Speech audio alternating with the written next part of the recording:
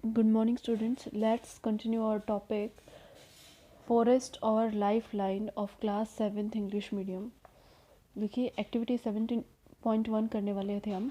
Observe the various things in your home and make a list of those which are made from the material which may have been obtained from the forest.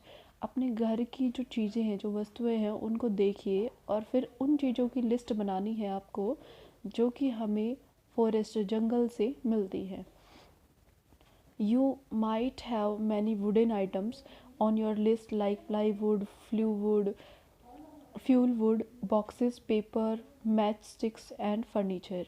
आपकी list में wooden items मतलब जो लकड़ी से बनने वाली चीज़ें हैं वो ज़रूर होंगी, जैसे कि प्लाईवुड है, फ्यूल वुड है, बॉक्स है, पेपर होते हैं, मैच स्टिक्स मतलब माचिस की तिल्ली, एंड फर्नीचर और जो आपके घर का फर्नीचर है वो. Do you know that gum, oil, spices, fodder for animals and medicinal plants are also some of the product which we get from the forest. तो क्या आप ये जानते हैं कि जो गम गोंद होता है, तेल और मसाले वगैरह ये सारी चीज़ें होती हैं, ये सब भी हमें कहाँ से मिलती है? प्लांट से ही मिलती है. और वो प्लांट्स कहाँ हैं? फॉरेस्ट के अंदर पाए हैं. Sheela wondered who would have planted these trees. Sheela जो उसको आश्चर्य हुआ कि ये जो पौधे हैं जो जंगल में लगे हुए हैं इनको किसने लगाया है. Professor Ahmed replied that in nature trees produce enough seeds.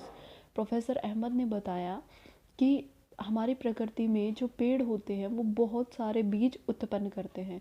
The forest floor provides favourable condition for them to germinate and develop into seedlings. जो फॉरेस्ट का सतह होती है, जो फॉरेस्ट की जो जंगल की सतह होती है वो उन्हें ऐसी कंडीशन देती है जो कि उन सीड्स को ग्रो करने में हेल्प करती है. तो वो जो सीड होते हैं वो जर्मिनेट होते हैं और सीडलिंग्स छोटे छोटे जो प्लांटलेट्स होते हैं छोटे प्लांट बना लेते हैं. And saplings some grow up into trees. कुछ जो होते हैं वो पेड़ के अंदर कन्वर्ट हो जाते हैं. He added that branchy part of the tree about the stem is known as crown of the tree. उसने बताया, ही एडेड उन्होंने कहा कि जो ब्रांची पार्ट होता है मतलब जो ब्रांचेस होती हैं ट्री की अबाउट द स्टेम, स्टेम के ऊपर, ये स्टेम वाला पार्ट है, इसके ऊपर ये ब्रांचेस हैं, तो ये जो पार्ट होता है इसको क्राउन कहा जाता है, किसी भी पेड़ का crown. Professor Ahmed asked the children to look up and observe how the branches of the tall tree look like a roof over the other plant in the forest. Professor Ahmed ने बच्चों से कहा टू लुक अप कि वो ऊपर की तरफ देखें एंड ऑब्ज़र्व, और ये देख ऑब्ज़र्व करें कि जो ब्रांचेस होती हैं पेड़ों की वो एक तरीके से छत बना लेती है, एक दूसरे प्लांट के ऊपर छत की फॉर्मेशन करती है. और उन्होंने कहा कि इसको क्या कहा जाता है? कैनोपी कहा जाता है, किसी भी प्लांट की कैनोपी.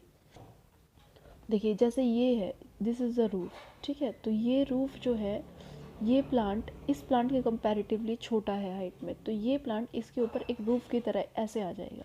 ठीक है, तो ये क्या बना लेते हैं? कैनोपी बना लेते हैं.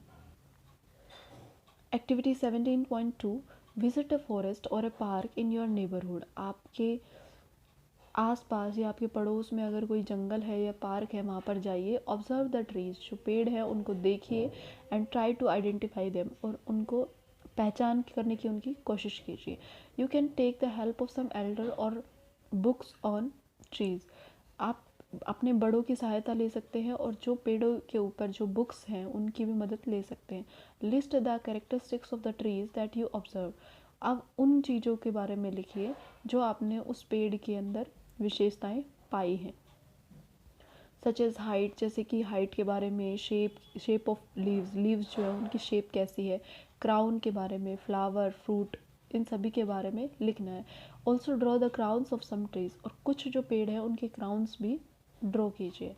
Professor Ahmed pointed out that the trees had crowns of different types and sizes. Professor Ahmed ने कहा कि जो पेड़ होते हैं उनके क्राउन अलग अलग होते हैं और अलग अलग साइज होता है उनका.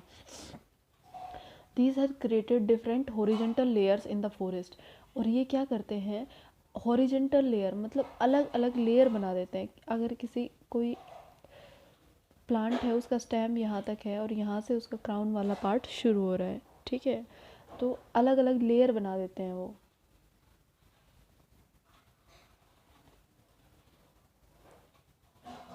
दीज आर नोन एज अंडरस्टॉयज, और इनको अंडरस्टॉयज कहा जाता है। Giant and tall trees constituted the top layer followed by shrubs and tall grasses and herbs form the lowest layer. जो जाइंट और टॉल ट्रीज है, जो बड़े बड़े और लंबे पेड़ हैं, कॉन्स्टिट्यूटेड द टॉप लेयर, वो किससे होते हैं, उनके पास बहुत ही ऊंची टॉप लेयर होती है जिसके नीचे क्या होते हैं, शर्ब्स होते हैं, छोटी झाड़ियाँ होती हैं, बड़ी ग्रास होती है, हर्ब्स होती है, जो उनकी लोवेस्ट लेयर बनाती है। Would we see similar kind of tree in every forest, क्या हमें हर इस तरीके के जो पेड़ है वो हर एक जंगल में दिखाई देंगे? आस्क्ड बूजो ने पूछा। प्रोफेसर अहमद ने कहा, no, due to different climatic condition there are variations in the types of trees and other plants. Professor Ahmed ने कहा कि नहीं, प्रोफेसर अहमद ने कहा कि हर जगह का जो वातावरण होता है वो अलग अलग होता है, और इसी वजह से जो प्लांट होते हैं उनके टाइप में, कि वो किस तरीके के प्लांट हैं, उनके टाइप में भी वेरिएशंस, डिफरेंसेस आ जाते हैं। The types of animals also differ from forest to forest, और हर एक जंगल में जो एनिमल्स होते हैं वो भी अलग अलग ही होते हैं। देखिए ये डायग्राम दिखाया हुआ है, यहाँ पे ये छोटी, यहाँ पे क्या है, ग्रास है, और यहाँ पे क्या है, हर्ब्स और शर्ब्स हैं, ठीक है। और ये जो प्लांट्स हैं इनकी हर एक की कैनोपी अलग अलग है, ठीक है, हर एक का लेवल अलग है, और इसी तरीके से एक प्लांट दूसरे प्लांट के ऊपर लेयर बना देता है जिसे हम अंडरस्टॉय कहते हैं, और जो टॉप लेयर होती है उसको कैनोपी कहा जाता है। A few children were busy watching beautiful butterflies fluttering here and there on the flowers of shrubs and herbs. जो कुछ बच्चे थे वो बिजी थे किस चीज़ में, सुंदर तितलियों को देखने में, जो कि झाड़ियों के ऊपर जो फ्लावर लगे हुए थे वहाँ पर घूम रही थी। They had a close look at the bushes. उन्होंने जो झाड़ियाँ थी उनकी तरफ ठीक तरीके से देखा। While doing that, their hair and clothes had seeds and shrubs clinging to them. जब वो उनको ठीक तरीके से देख रहे थे तो उस वक्त उनके जो बीज थे, जो हर्ब्स और शर्ब्स थी, उनके बीज जो थे वो उनके कपड़ों पर लग गए। They came across numerous insects, spiders, squirrels, ants and various.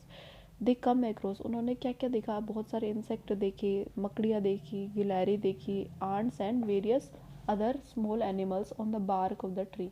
जो पेड़ की छाल थी उसके ऊपर उन्होंने ये सारे एनिमल्स देखे।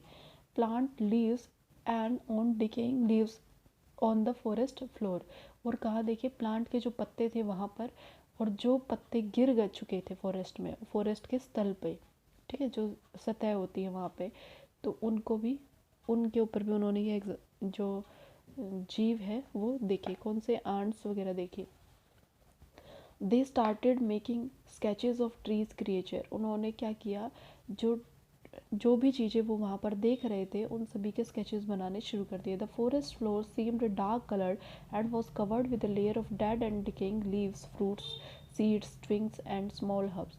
जो फॉरेस्ट का फ्लोर था, मतलब जो सतह थी जंगल की, वो डार्क नज़र आ रही थी, ठीक है, and was covered with a layer of dead and decaying leaves, और वो कैसी थी, सूखे पत्तों से भरी हुई थी, फ्रूट से, सीड से, ट्विंग से, और छोटी छोटी जो झाड़ियाँ थी उनसे भरी हुई थी। The decaying matter was moist and warm, और जो ये डिकेइंग मैटर था, मतलब गला सड़ा जो पदार्थ था, वो कैसा था, नमी युक्त था और गर्म था।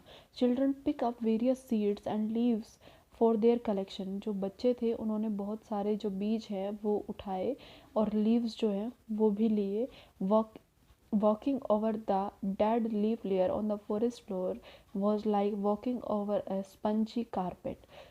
जो डेड फ्लोर था, देखिए जो डेड फ्लोर था वो एक तरीके से ह्यूमस बनाएगा, ठीक है, जो डेड और डिकेइंग मैटर है वो ह्यूमस की फॉर्मेशन करेगा, और उसके ऊपर चलना इस तरीके से लग रहा था जैसे कि किसी स्पंजी कारपेट, मतलब सॉफ्ट कारपेट के ऊपर चल रहे हैं। Is the decaying matter always warm, क्या जो डिकेइंग मैटर होता है, गला सड़ा पदार्थ होता है, क्या वो हमेशा गर्म होता है? Professor Ahmed suggested that the children could perform an activity to get the answer of this question. उन्होंने कहा कि जो बच्चे हैं उन्हें एक एक्टिविटी करनी चाहिए ताकि उन्हें अपने क्वेश्चन का आंसर मिल सके।